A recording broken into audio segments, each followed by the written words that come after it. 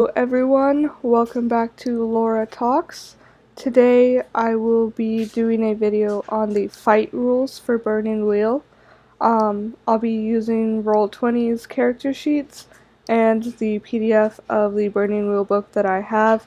I have permission from both Roll20 and the Burning Wheel creator to use their products. I do not own their ideas, I do not own the products themselves.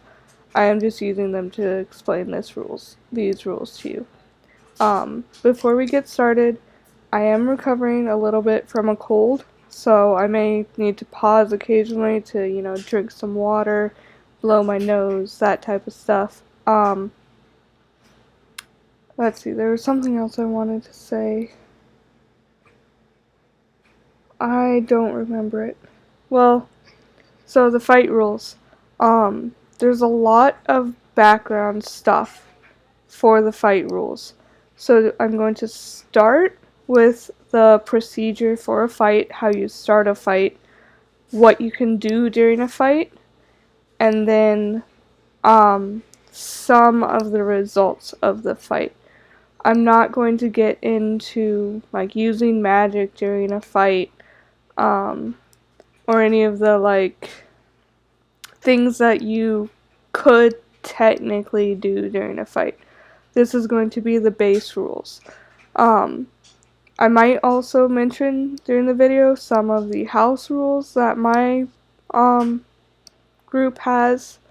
But if during the course of this video you notice that I explain something differently than how you understand it, or if I get something wrong, please feel free to say so in the comments. Just do so in a polite way, because we are both people. I have no problem with constructive criticism as long as it is just that, constructive. We're both here because we enjoy this game, or maybe you're here because you want to learn more about this game. So, without further ado, fight. Now, you actually use the full set of fight rules when a fight is a big deal. Maybe there are multiple opponents, or one or more characters have a belief about the result of the fight. If it's not a big deal, if it's just like a guard that you can kind of smash over the head, you don't need to do a whole fight. You can just do a versus test or a bloody versus test. I'm not going to cover those in this video, but I might in a future video. Okay. The first thing you do in a fight is you have to engage your opponent. And to do this, you test speed. And you have certain advantages based on your stride or your weapon length.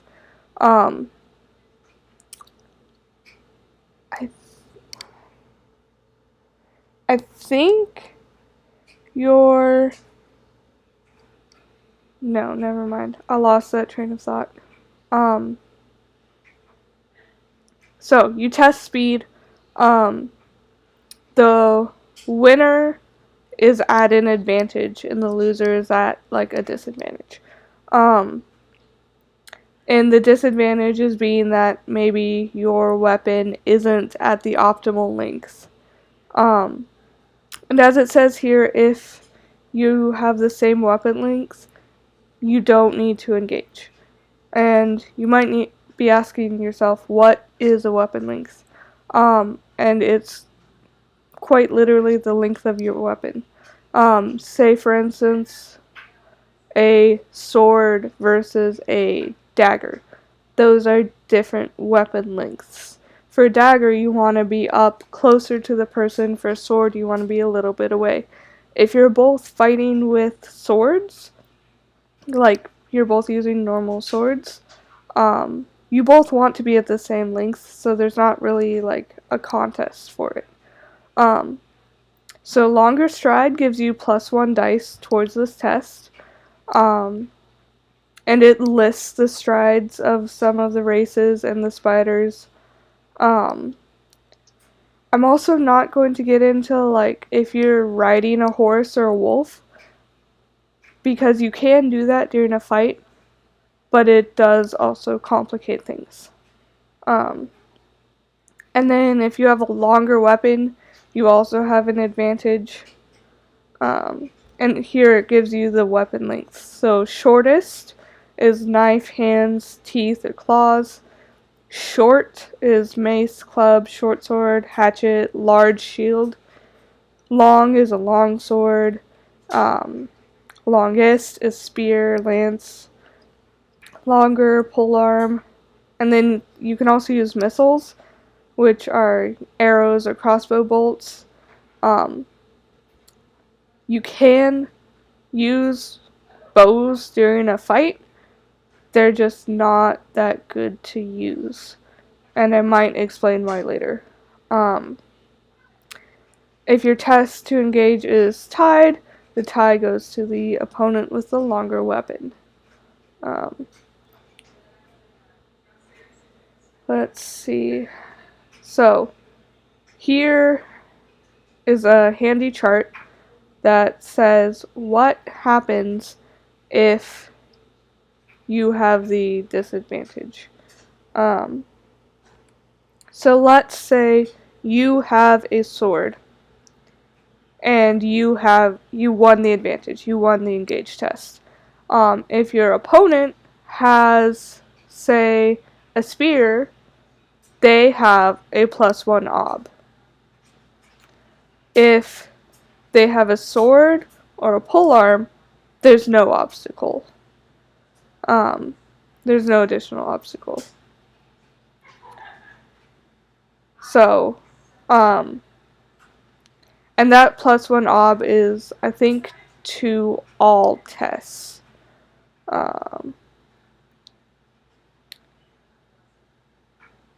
Yeah, I'm pretty sure it's to all tests. So after you engage your opponent, someone has the advantage, someone has the disadvantage, then you have to script your actions. So fights are each round of a fight has 3 volleys. And you have to plan your actions for each volley at the beginning, and then you reveal them 1 volley at a time.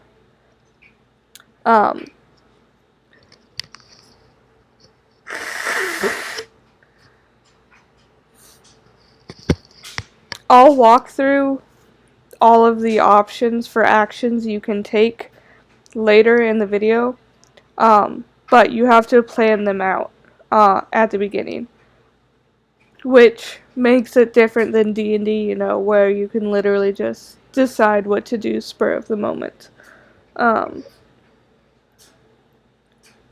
Even as simple as like drawing an arrow, you have to plan for that in your actions. And you may be asking, how many actions do I get? Well, that's determined by your reflexes. And I like the Roll20 character sheet because it calculates your reflexes for you. So this is the character sheet I made for a very young Legolas.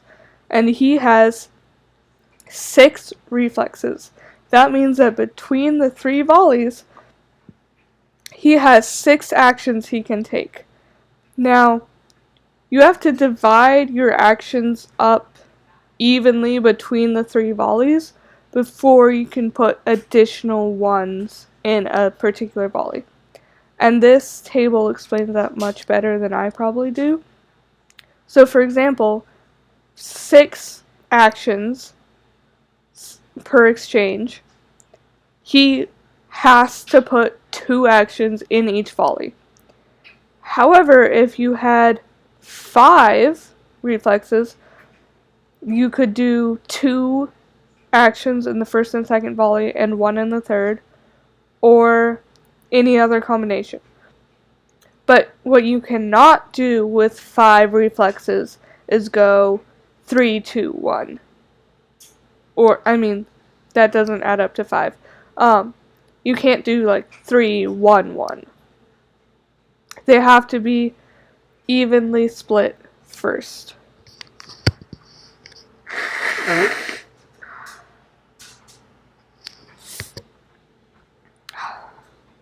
probably should have waited to make this video until I wasn't sick, but I knew if I didn't make it now, I would probably never make it. So, yeah. We're just gonna keep on going. So, you have your actions planned out, scripted.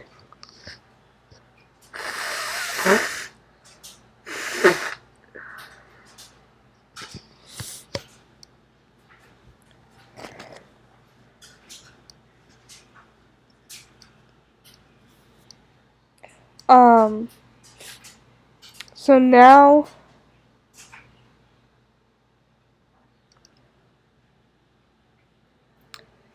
you get into the actual fight. And you reveal actions one volley at a time. Now the people that you're fighting will probably have different set of reflexes than you do. Which means there may be times where you have one volley in an action, but your opponent has two. And if that happens, the first actions are set against each other. And then your opponent's second action acts as if you're doing nothing at all. I hope that makes sense. I think I can explain it better once I get into the actual actions. So, you announce them all, you roll for them, and you resolve the results, and then you move on to the next volley.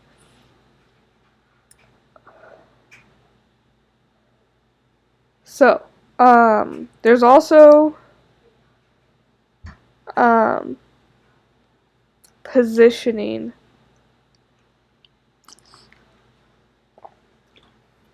But that only happens if you're doing more than one exchange, which happens sometimes, but honestly, I think if your GM balanced the fight well, one exchange will be enough. And I'm just saying that because I think most of the time in my group, we only do one exchange. So that's me speaking from experience.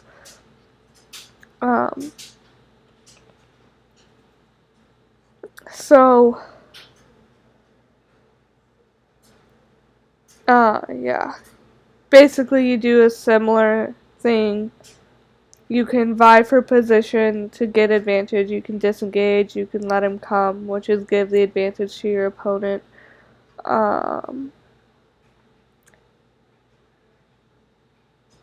If you want to know a lot more about the rules, I would suggest buying the book. It's a good book to have. This is a great game. I like it. Okay, so before we get into the fighting actions, fighting skills. If you're unskilled, you suffer double obstacle penalties. So basically, if you're a random peasant that has no fight skills at all, you're gonna have double obs. You can use the brawling skill in a fight. You can also use boxing and martial arts. And then of course there's weapon skills. Savage attack is a special thing that I think only the Great Wolves have. Yeah. So not really going to talk about that. Okay, here we go. Fight actions.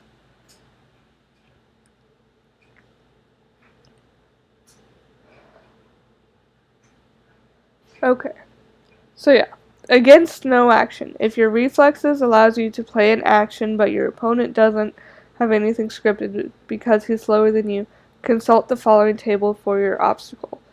And each action has a similar table like this, where it tells you what to do, what your obstacle is if your opponent is doing something. So if your opponent is doing nothing, Um, and you are, wait, yeah, these tell you your obstacle. If your opponent is doing nothing, then a strike is ob 1. You can't really avoid them. Yeah, but it tells you your obstacle. Okay, so there's 4 main fighting actions for attacking. First is striking. You try and hit them with your weapon. You can use your weapon, brawling, or boxing. Successes over the obstacle or margin of success in versus tests are used to increase damage and target a specific location. So for example, uh, wait, I think I was going to talk about that later. Yeah, I was going to talk about that later. Um, okay. Super simple. You try and hit them with your weapon. Great Strike is like a strike, but you take a breath to set it up, which gives you more power. So it takes 2 actions. And again, you can use weapon, brawling, or boxing. On the first action, you are taking a breath to set up.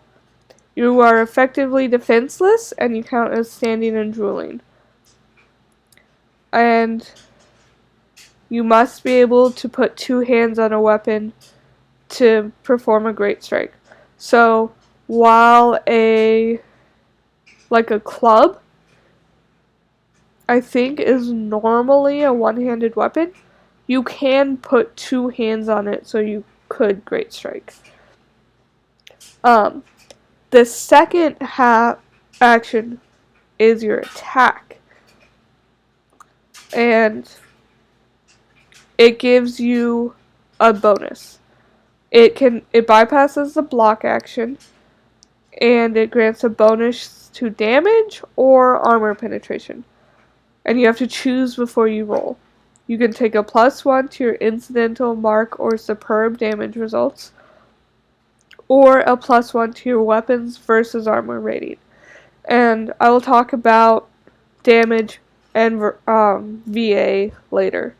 Versus armor is often shortened to VA. Block and strike is special and rarely used because at least rarely used in my games, because you need shield training to use it. So basically, you have a shield, one hand, you have your sword in the other, you're blocking your opponent while you're hitting them. You divide your dice into 2 pools, one for defense and one for attack, and then you roll. Any shield dice have to go to the defense portion, minus the VA of your opponent's weapon. Successes from the block reduce the successes of your opponent's action.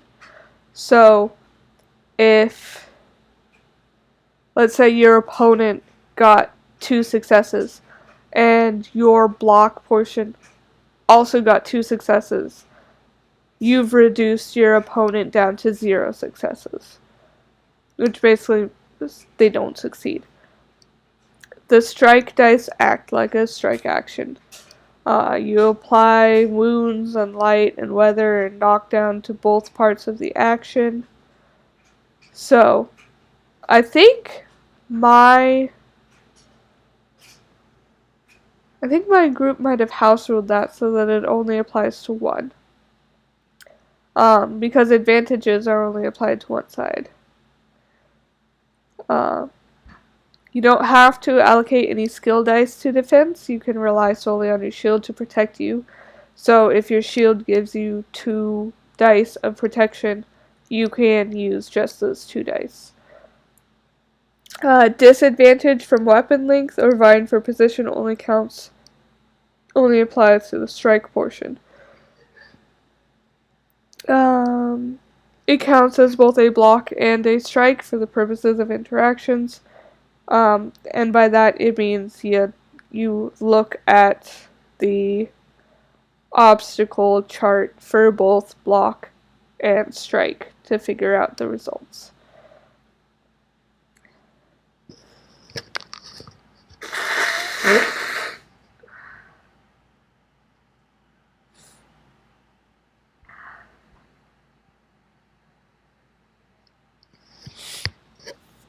Okay. Finally, there's lock and strike, which requires a special trait like crushing jaws, which I'm pretty sure only Great Wolves have, unless you take the trait during character creation, which you could. Not sure why you would, but you could. You test the Savage Attack skill. Successes over the obstacle count as damage as per the standard damage rules, and as a lock as per the lock action. So, this is a really good skill. Action to use if you can, because it does damage and it debilitates your opponent. And you'll see why when we get down to the lock action. There are also defense fighting actions. Avoid, which tests your speed. Successes reduce the effectiveness of your opposing action, the opponent's action. If you roll 1 success on avoid and your opponent rolls 2, you've reduced him down to 1.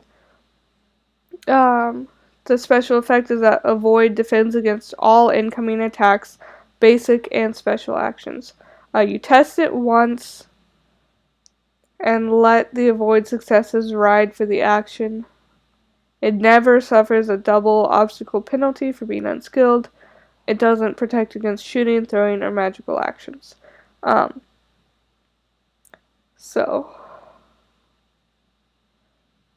Yeah, basically you try and not be hit. Block is, you might think you use a shield, but you don't have to. You can use your weapon, brawling, or boxing skill. It deflects and redirects the incoming attack, and it also reduces the effectiveness of your opposed action. If you roll successes equal to your opponent, you've stopped his action completely. If you roll more successes, you can have extra effects, like adding +1 dice to your next action or to vying for position. +1 ob to the blocked character's next action. That's really good because each time the obstacle goes up, it makes it that much harder. And you might think, is there really that much of a difference between obstacle 3 and obstacle 4? Yes, there is. And if you get 3 extra successes, the blocked character loses his next action. He hesitates but may only stand and drool as a result. That's really good because it makes him really, or her, really easy to be hit with an attack. And then also counter-strike, change stance, and block and strike actions do not gain these extra effects. Only block. There's also counter-strike, which is basically it's similar to block and strike, but like without a shield. So like you're trying to protect yourself while also attacking. So you also divide your dice into defense and attack. And you have to do this before your opponent rolls. And that part is really important because if your opponent happens to roll super duper duper well on his attack and you hadn't already split your dice, you would probably want to put all of your dice into defense to help mitigate it, which would be kind of cheating. So you can't do that. Successes from your defense reduce his successes. The attack portion counts as a strike action. However, the strike portion of Counter-Strike doesn't suffer disadvantages from weapon length or vying for position. Uh, so, that's good. There are also some basic fighting actions. Personally, in my experience, these aren't used as much. I don't think I've ever seen anyone use the assess action. Basically, we stick to the attack and defense actions, but these are still here if you want to use them. Assess, you look for specific details, easy exits, unarmored locations on your opponent. You do a perception test to search for what your character is looking for, so you have to describe your intent and task. It takes one action. Additional actions can be spent in order to gain advantage dice to the perception test.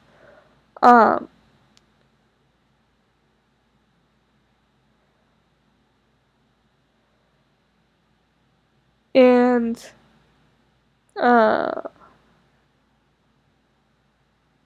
yeah, it also has obstacles to use. Change stance.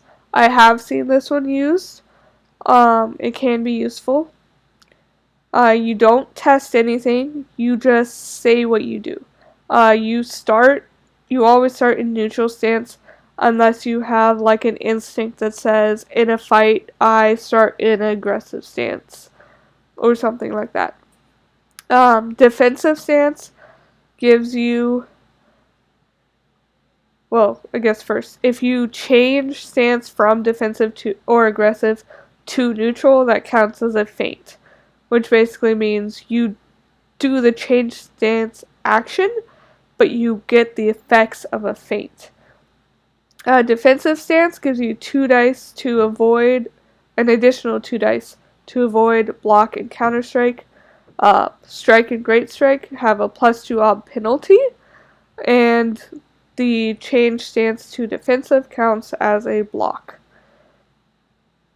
Aggressive stance is kind of the reverse. You get a +2 dice to strike and great strike, while block and counter strike get a +2 ob penalty. You cannot avoid, which is important. If you accidentally script avoid, you hesitate for an action. And it counts as the first action of intimidate, which we'll get to the social actions section. Instead of using the stance dice as a bonus to actions in the script, a player may use his +2 bonus to aid him in vying for position. You have to declare that at the top of the exchange.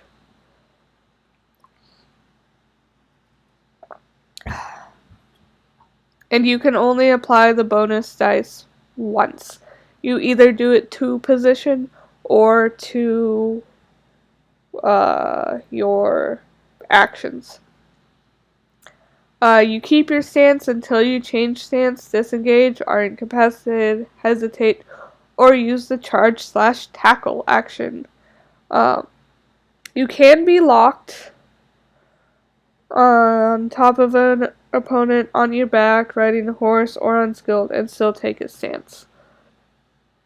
Charge/tackle. Basically, you are charging and or tackling someone. You test your power with +1 dice advantage plus stride advantage. It must be your first action in the volley. This is handy if, say, you're on a horse and your opponent is like 30 feet away, but you're still going to fight each other. You can charge your horse at them. I've done that before in a fight. You have to choose whether you're charging your opponent or tackling them. If you charge, you try and knock him down, but you remain on your feet. If you tackle, you both go down. If you win the versus test by 1 or meet your obstacle in a standard test, you stagger your opponent. He gets a +1 ob to his next test. If you win the versus test by 2 or exceed your obstacle in the standard test, you knock your opponent down. He is off his feet and suffers the appropriate penalties until he rights himself or stands up. If you successfully charge, you also take the advantage for your hands or for whatever weapon you're holding, except for spears and missiles. If you tackle your opponent, you take the advantage at the hands fighting distance, because now you're both laying on the ground. The person tackled can't shoot or throw or do magic, but he can use a pistol. Most of my games don't use guns because that's just an added layer of complexity.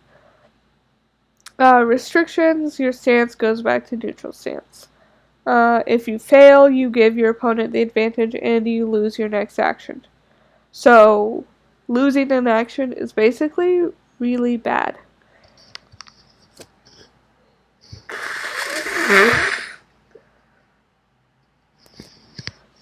So you would probably only charge or tackle if you're pretty certain that you can actually do it.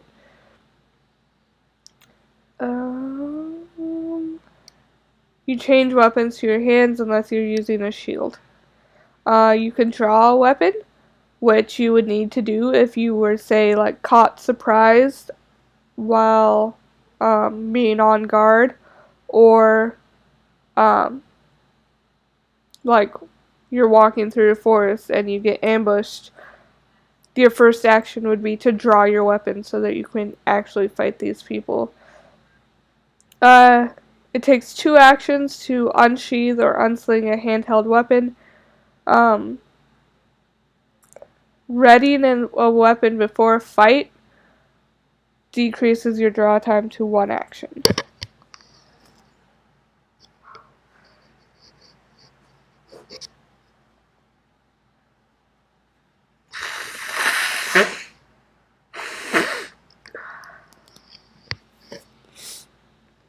You can also do just a generic physical action, like ripping something open, which would use power, or grabbing something, which is agility, or vaulting something, which is speed. It takes 2 actions. I've never seen anyone do this. But if you maybe need to open a door so that you can escape, you can do it. Push tests power. You're trying to push your opponent. If you win by 1 or meet your obstacle, your opponent is at a +1 ob to his next test. If you win by 2, or exceed your obstacle in a standard test, you take the advantage, so long as your weapon length is long or shorter. So that means long or any of the ones that are shorter than that. If you win by 3 or exceed your obstacle by 2 in a standard test, you knock your opponent down. Versus tests are different than standard tests. I guess I might need to explain that. So versus test, you're basically rolling dice at each other. Whoever has the highest number wins. So if you have 3 more successes than your opponent in the versus test, you knock your opponent down. A standard test is you have a set obstacle, which, like, for a strike, if you're pushing and your opponent is striking, your obstacle for push is half speed. Half of your opponent's speed. So you have a set obstacle. That's the difference between a versus test and a standard test. When you use this action, you change weapons to your hands unless you're using a shield. Lock. Lock tests power. It uses a hand's weapon length. If you win the versus test by 1 or meet your obstacle in a standard test, you grab your opponent. His agility, speed, power, and fort, and all of his fighting, shooting, and magical skills are all reduced by 1 die. Each additional success reduces your opponent's abilities by another point. Reflexes are not reduced. So this is why I said using lock and strike is really good if you have access to it because you can do damage to your opponent, which if you do enough damage, you'll subtract wound dice. I'll go over that a little bit later. And you can also incapacitate him if you lock well enough. Because, let's say your opponent has 5 sword that he's using. And, you reduce it by 2 dice. Now he's down to 3 sword. Which greatly reduces his chances of hitting you. You can even like knock out your opponent with lock by basically getting one of his stats down to 0. I'm not sure if getting a skill down to 0 also incapacitates you, but no, it wouldn't. If you get a skill down to 0, you just can't use it. So, you could get your opponent's sword skill down to 0 if he's not very good, but he'd still be conscious if his stats are higher than that. I hope that makes sense. Your opponent is pulled in, which means you have advantage at the hands fighting distance. If you successfully lock your opponent, he cannot use shooting or throwing or magic actions except if he's using a pistol. You can script multiple lock actions and increase the value of your lock on your opponent. You maintain your grip so long as your opponent fails to escape. You don't hesitate or voluntarily let go. Each additional successful lock test further reduces your opponent's abilities by your margin of success. If you reduce your opponent's agility, speed, power, or fort to 0 dice, he is incapacitated. He may not resist or act until you release him. Skills cannot be used at all. If you're in a lock and want to escape, you use the avoid action, but replace speed with agility, power, or fort. You get to choose. You probably want to choose the highest one. If scripted against the dash interaction, test avoid against ob 0. Otherwise, use the results of the versus test. Margin of success reduces any standing lock penalty. So if you get 2 successes over and you're currently at 3 lock penalty, you would go down to 1 lock penalty, which makes it easier to escape next time. Because the dice are regained and may be used on the next action. When you use this action, you change weapons to your hands. You must have at least one hand free to perform this action. If you do not, you drop one item that you're holding as you go for the grab. You cannot vie for a position, engage, or disengage until you've broken or let go of any locks. There's also get up, which if you've been knocked down, you have to get up. That requires 2 actions. You really, just like in D&D, you don't want to be prone in a fight.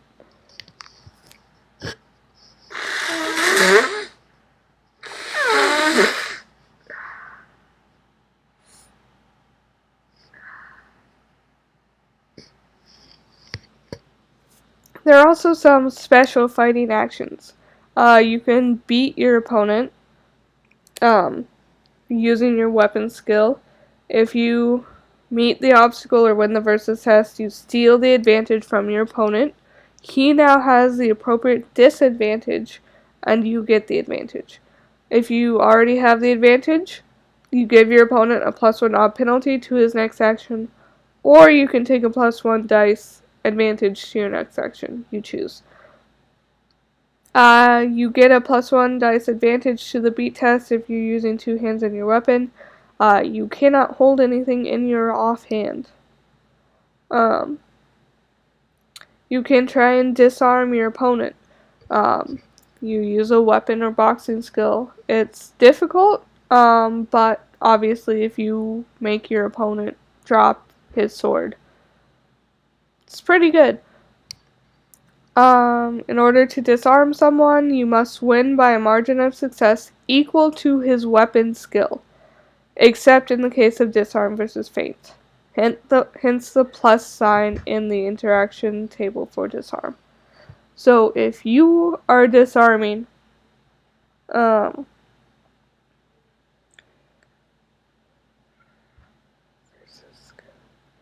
if you're trying to disarm and your opponent is locking, your obstacle is the skill, and you have to have a margin of success equal to that skill. So let's say the skill is 3 dice. That means your base obstacle is 3, but you need 3 successes to meet the obstacle, but then you need an additional 3 to actually succeed at disarm, which means you basically have an ob6 test, which is why disarming is really hard. Feint is a special attack designed to defeat defenses. It does damage like a strike. I think it's rarely used. I'm not quite sure why it's rarely used, but I'm pretty sure it is.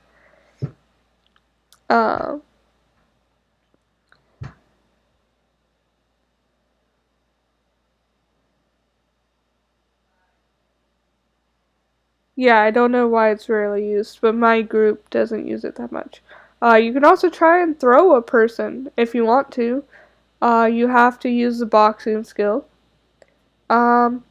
If you meet the versus test by 1 or meet your obstacle in a standard test, you successfully throw your opponent off his feet, and he suffers the appropriate penalties. You can choose how to spend additional successes. 1 additional success can be spent to do an incidental barefisted hit or cause a steel test. 2 additional successes can be spent to cause a mark hit. 4 can be do superb hit. I'll cover mark, incidental, and superb later when we do damage. You have to have a free hand. You can also shoot or throw.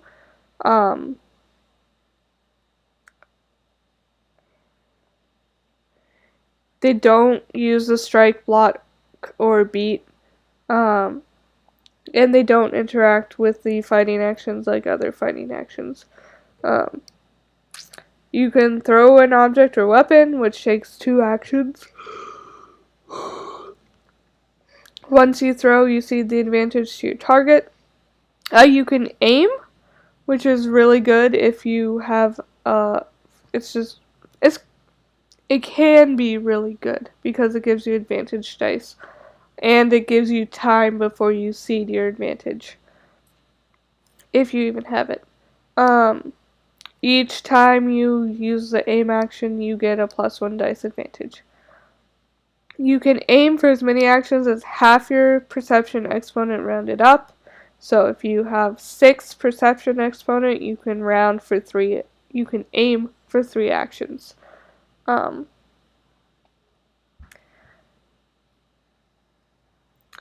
If you're aiming, then you script your aim and then fire, which fire is the one you release the arrow. You have to, after you shoot someone, you have to knock an arrow and draw the bow. This takes a lot of time. For a hunting bow, that takes 5 actions, which means it could take an entire exchange, if not more, depending on your reflexes. Elven bow also takes 5. A great bow takes 7. And then to hit your target, you script the release. So, it's really not worth it to script the knock and draw actions during a fight. And you may be thinking, why would you even use a bow in a fight if that's true? Well, you see, you could have an instinct that says, always have your bow knocked and drawn before a fight. And instincts can circumvent rules like this. So basically, if you had an instinct like that, you could have your bow ready for the first volley. Maybe spend an action or two aiming. You release the arrow, switch weapons. Yeah, like this. Always keep an arrow knocked is a good instinct.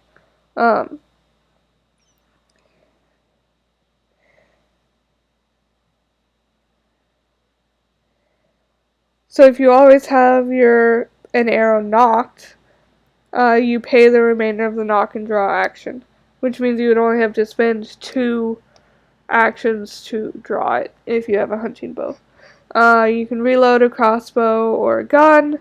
Crossbows and pistols take 16 actions to draw and load. Heavy crossbows and muskets require 32 actions. So that is even less worth it to do in a fight. You can fire a gun or crossbow, which takes 2 actions. Release bow just takes 1 action. You test your bow skill against OB1 plus disadvantages or advantages for position, wounds, other appropriate conditions. And then again, you see your advantage. You could snapshot, which takes 1 action, but it's an OB4 test.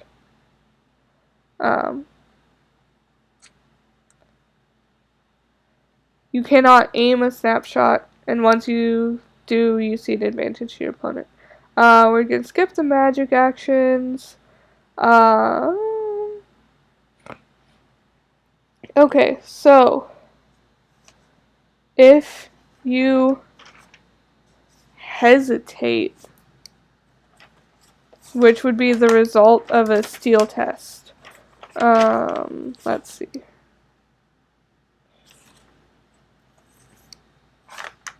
Yeah, hesitations are a result of a failed steel test, which, if you have a bad enough wound, you have to take a steel test. You can stand and drool, fall prone, run screaming, or swoon. Those are all fairly self-explanatory. You could also change an action. You cannot change an announced action. So if you've already announced your actions for volley 2 and you realize, oh, both me and my opponent are avoiding, that's gonna do nothing, you still can't change it. You're stuck. Also, to change an action, you have to forfeit an action. Actions can be forfeited or changed in any unannounced volley in the exchange. So if you have 2 actions in a volley, you may lose one to change the other. During the forfeited action, you're considered to be doing nothing.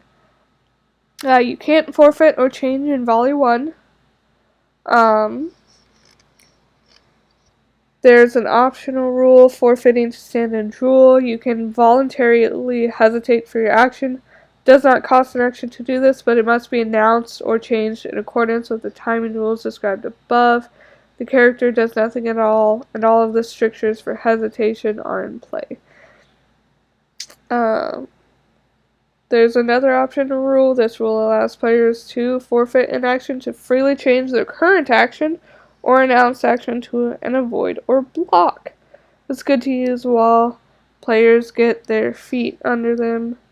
It still costs an action to change an action. Okay.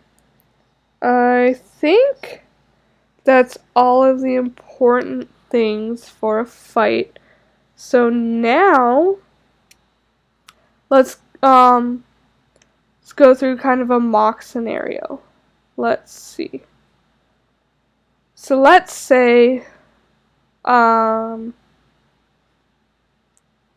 see. Let me bring up. These are characters. I made Katniss for a video that I thought I was going to make, but I never did. Okay. Does she have the gear? Okay. We'll just use Legolas. Okay. So, let's say Legolas is in a fight. When I made him, I didn't give him any melee weapons because I kind of forgot. But bare fist works. Um, so in the weapons tables in the books, it will tell you for like dagger, sword, etc. It'll tell you your power, add, VA, weapon, speed, etc. It'll also tell you your intermediate, mark, and superb, which are damage values.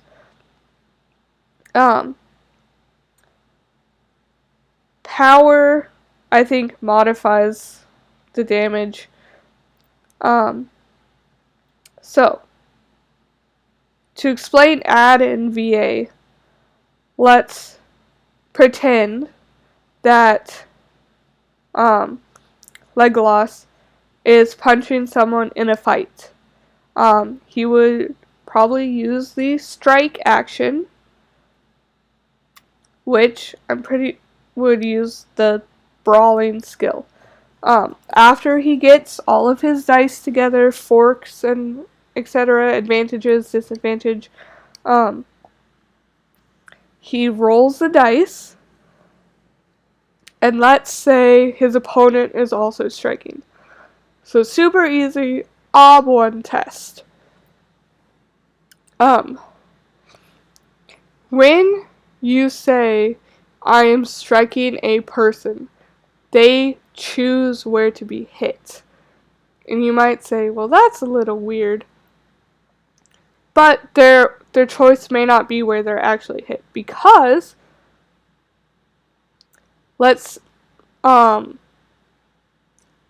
most people will choose their torso because it has an additional dice of armor. So you say, I want to get hit in my torso. Your opponent will say, I don't want you to have the bonus of your armor. I want to hit you in the head instead. They have to spend additional successes to move it from the torso to the head. It's either 1 or 2 successes. I can't remember off the top of my head, and I really don't want to scroll down there. So, basically you can spend successes to move the hit. So, let's say Legolas, he's punching someone. He rolls 4 successes.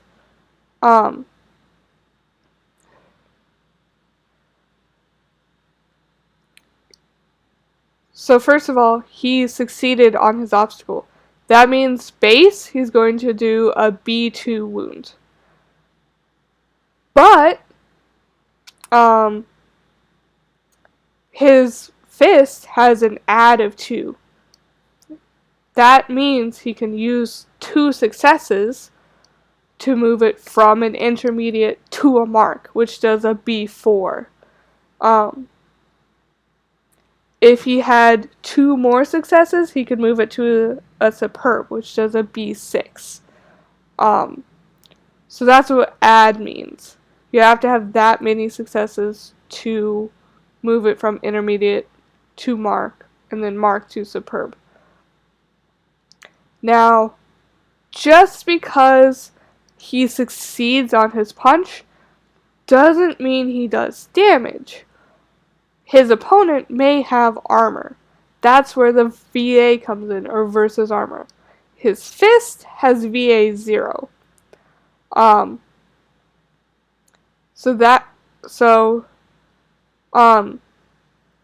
When you're rolling armor to defend against a hit, you need to exceed the obstacle. The obstacle is the VA. So, his opponent would need to get at least 1 success on his armor roll to not take damage.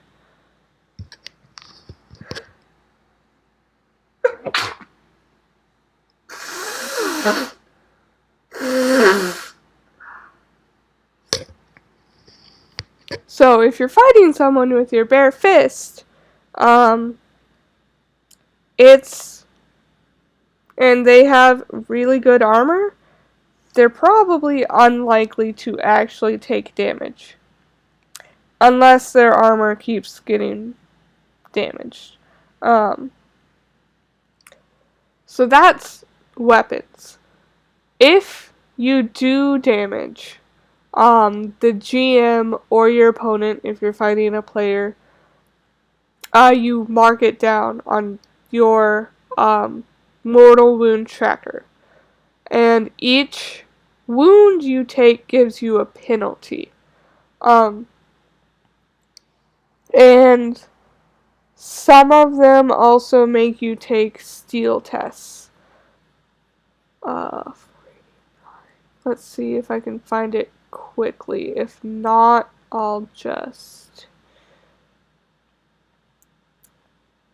Yeah, so if you get a skill reduced to 0, you can't be used, can't be tested, can't help, can't use it as a fork. If you have a 0 stat, you're incapacitated. Steel. Anytime a character suffers a -1 dice or greater injury, he must make a steel test. The severity of the wound is subtracted from steel before the test is made. This includes the third superficial wound. Hesitation takes effect immediately, interrupting anything the character was doing.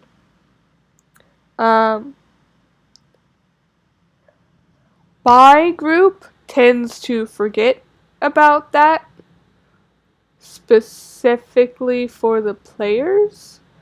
But it's a rule.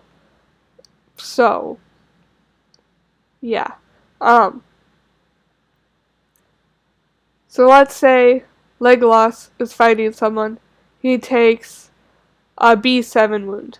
You would mark it down on your wound tracker, and then Roll20 is really great about it. It has the dice there. And it also has this table. If you're using paper sheets, I would suggest maybe like writing it down, or if you have the book, like maybe use a sticky note or something to denote where it is so that you can quickly find the penalties. Basically, but you have 2 wound dice. So, Roll20 is also nice because if you were to just roll speed or something, it subtracts the wounds for you. That's interesting. But yeah, it subtracts the wounds for you. So Roll20, super helpful. And then you always want to look at your lowest stat for incapacitation. So in this case, it's 4, which means Legolas could take 2 middies before going unconscious, or a midi and 2 lights, or a single traumatic. And that's why armor is really good to have if you're going to be doing a lot of fighting, because it can prevent these wounds.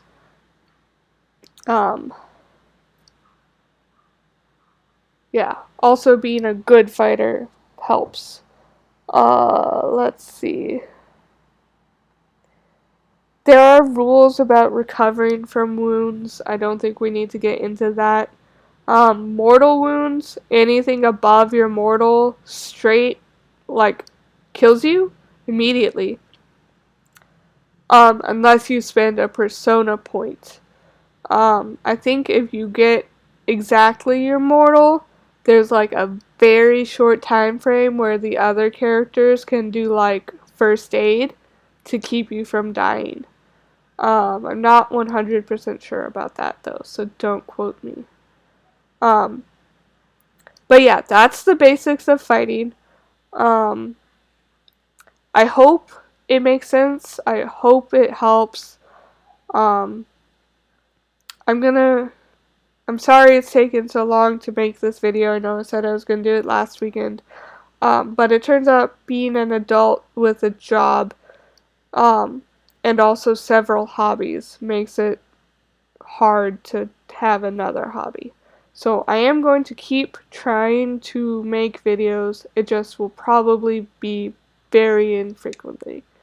Um, so yeah, just let me know what Burning Wheel topic you want me to cover next. If you don't know anything about Burning Wheel, some options are Duel of Wits, which is basically debating someone.